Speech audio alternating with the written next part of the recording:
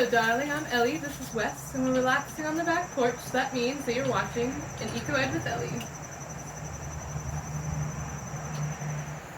In this video, we're going to be discussing the insect surveys that we set up in Bugs and Biodiversity Part 1. If you did not watch that video yet, I recommend that you do so you can partake in the activity and then talk about it with us afterwards.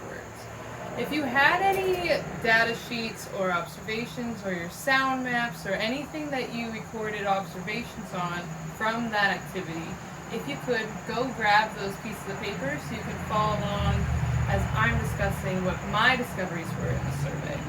As a reminder, we were setting out paper bag pitfall traps and conducting sound map surveys to get an idea of two different sites of varying plant diversity to try and answer the question, how does plant diversity impact the insect diversity of an ecosystem? The sites that I used was the church lawn across the street, which only has one main species of grass in it, and then the vacant lawn that is in my backyard that has a whole bunch of different stuff happening in it because it seems like my landlord has let that go for quite some time.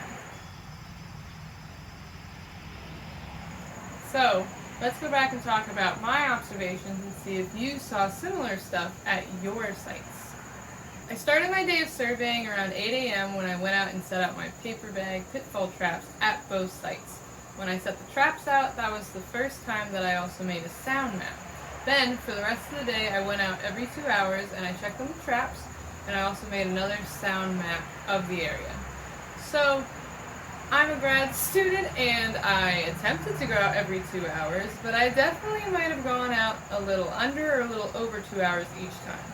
But in general, I set the traps out around 8, and then I went out again at 10, noon, 2, 4, and 6 when I brought the paper bags back over onto my porch and took care of what I put in there.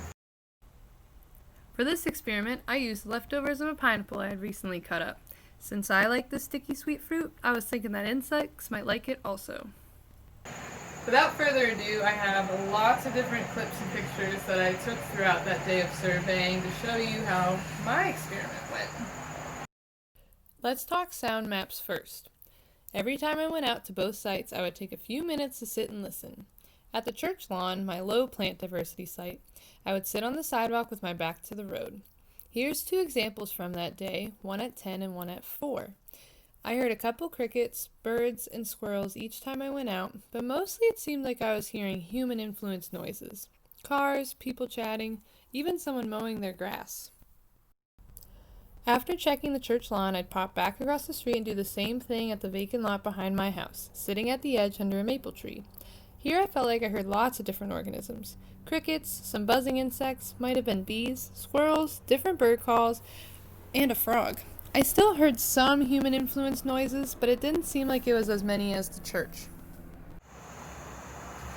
I only showed a couple examples of sound maps from my day of surveying because if I showed you every one, it would make too long of a video and I do not want to do that to you. So, here are all my observations organized in this chart that you can find under the Resources tab.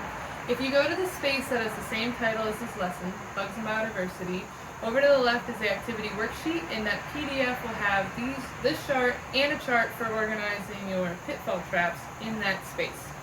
Anyway, having all of your findings in one space like this makes it easier to compare between sites so you can further analyze your results. If you look at the vacant lot side, you will see that I did hear more different types of bugs and animals in this space. Remember, the vacant lot was the higher plant diversity spot.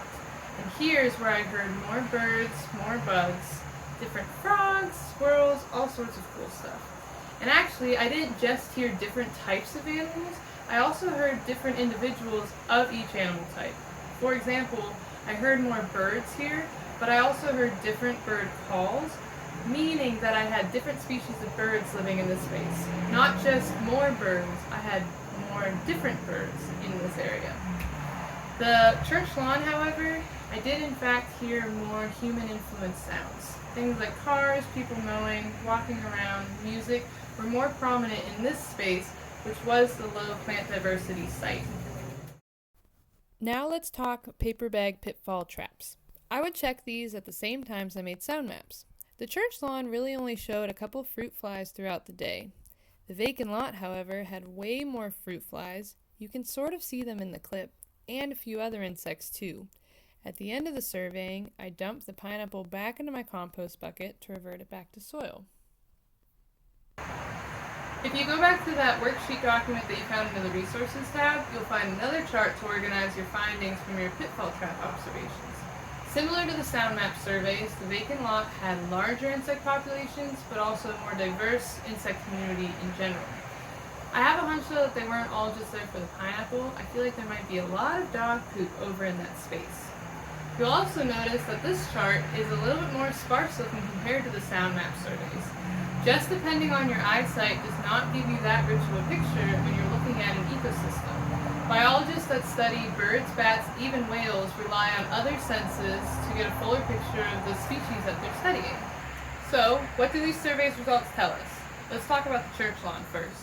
Every time I went over there and checked on my paper bag, I only had a couple fruit flies each time, and really a lot of the sounds that I was hearing on my sound map surveys seem to be more human-influenced sounds.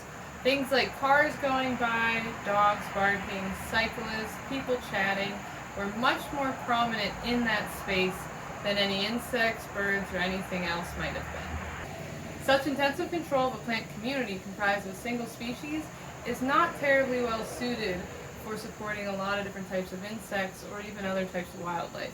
I can tell you I've lived here for over a year and I haven't seen so much as bunnies running across that lawn.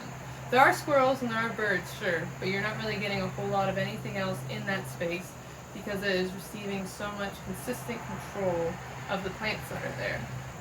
Now one could argue that the park, since it's right next to the road, it would make more sense that I'm hearing a lot of human-influenced sounds in that space, right? People are using roads to get places, whether in their cars, on a bike, walking, or otherwise.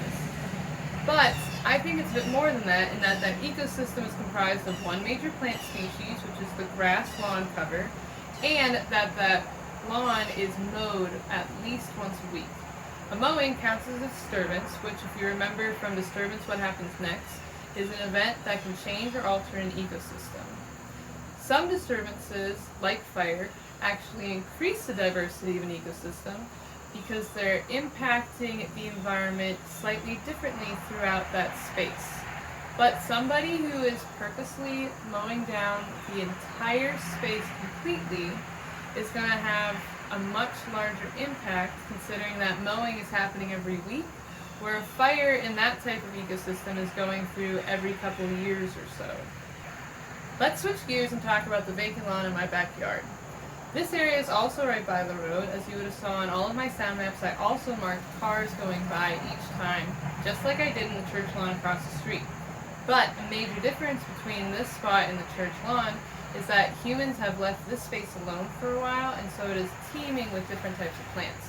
A lot of people might call these weeds, but this high level of plant diversity has definitely impacted the rest of the community that lives there. Plants provide a variety of resources to the other organisms living in an ecosystem. They offer food, shelter from storms, places to hide from predators and humans, and can even help retain water to a site. An ecosystem with a variety of plants can fulfill the needs of many different organisms. Longleaf pine's high plant diversity provides resources for a wide array of different insects and animals. Actually, a lot of rare and endangered species, like the red-cockaded woodpecker and the gopher tortoise, call this ecosystem home and rely on the diverse insect and plant communities in order to survive there. This next little clip is one that I took the last time that I went out to my research site in Camden, South Carolina. Turn up the volume so you can hear a lively chorus of insects in the background. This establishment of a plant community and the insect community is going to be crucial in order to encourage those other more endangered species to also live in this space.